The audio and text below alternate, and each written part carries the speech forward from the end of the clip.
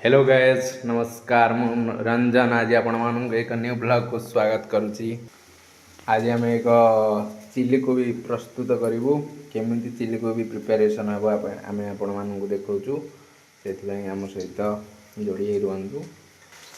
बर्तमान कोबी फ्राए हो सारा देखो बर्तमान कोबी कॉर्नफ्लावर देकी कॉर्नफ्लावर देकी छणा होची गोटे भारी कोबी आमर बाहर सारी जिनस कटा पियाज टमाटो सहित कैप्सिकम कंचा लंका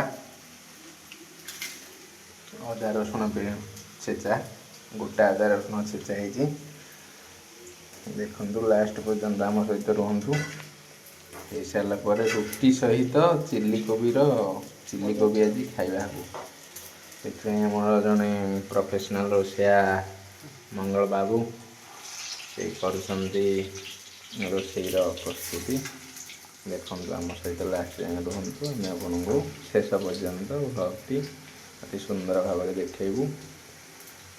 एमती न्यू वीडियो देखापी आम चैनल को लाइक शेयर सब्सक्राइब करूँ।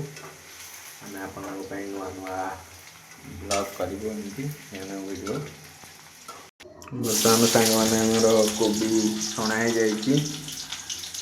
किंतु टी नाली कलर आसला कारण आम रंग मिसौनी नेचुराली करूँ खाइबा हम कलर मिसैले कौन कि साइड इफेक्ट देखा बर्तमान एपटे आम तेल गरम हो सारा तेल गरम है कौन कौन पड़ा देखा आपन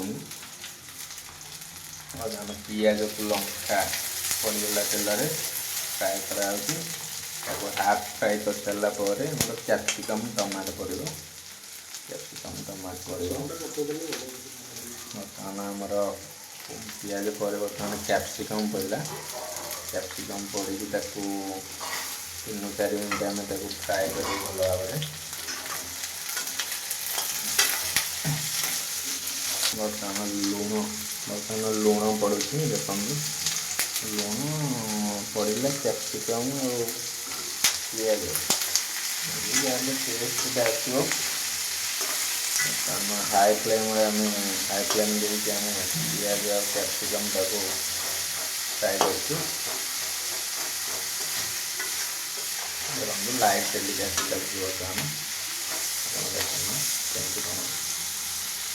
लास्ट पर्यटन देखते पूरा आम आपको फास्ट टू लास्ट टाइम देखेदेवु अति सुंदर भाव में आप रुटी केमी प्रस्तुत हम आम आपको शिखू। बर्तमान पड़ा पियाज कैप्सिकम अधा फ्राए हो गला बर्तमान आम टमाटो पड़ा टमाटो पड़ी फ्राए केमी सुंदर भाव में फ्राए कलर आसीगला बर्तमान अदा रसुण पड़गला लास्ट फ्राए कर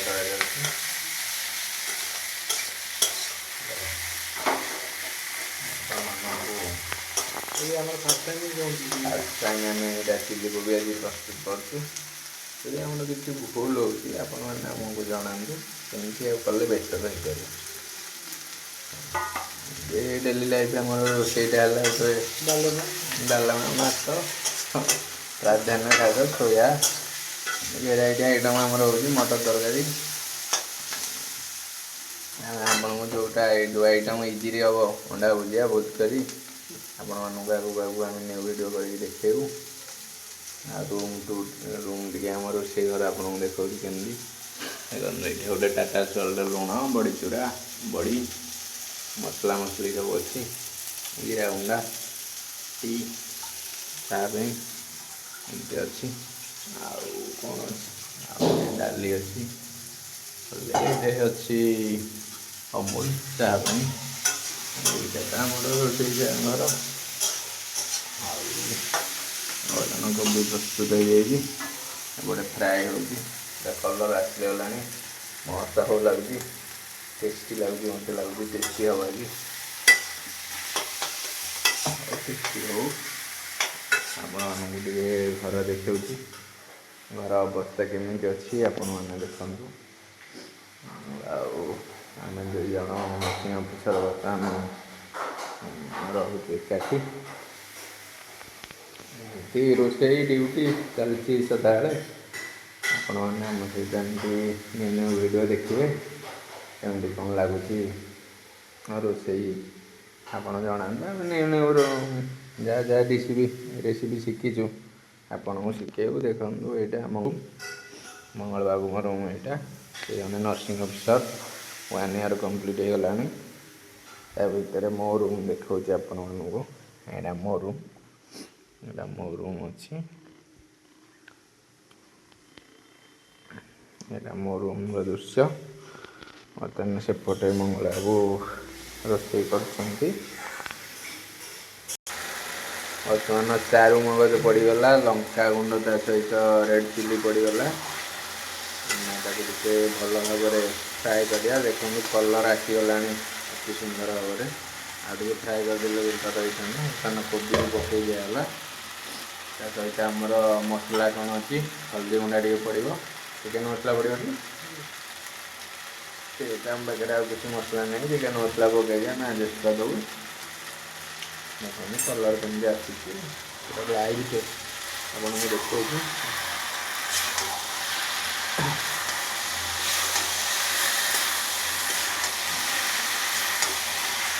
ଲାଗୁଛି ଆପଣମାନଙ୍କୁ ଭଲ ଲାଗୁଥିବ ରୋଷେଇ ପ୍ରିପାରେସନ୍ଟା।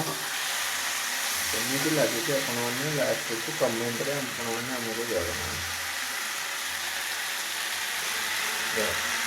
ଚିଲି କୋବିର ପ୍ରସ୍ତୁତି